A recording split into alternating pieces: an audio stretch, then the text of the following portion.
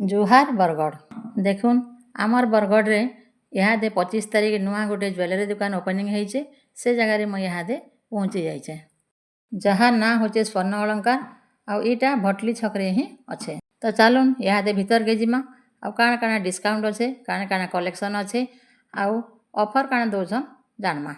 तो इहादे भीतर के जाकि देखलु कलेक्शन तो बहुत बढ़िया भेराइटी भी बहुत किसी अच्छे आउ डिस्काउंट भी बहुत बढ़िया अच्छे जेनटा कि आमे बाहरे घिनले मेकिंग चार्ज उपरे 10% कि 15% दौछु किंतु ई जगह रे मात्र 7% रे आपन पाई पारबे।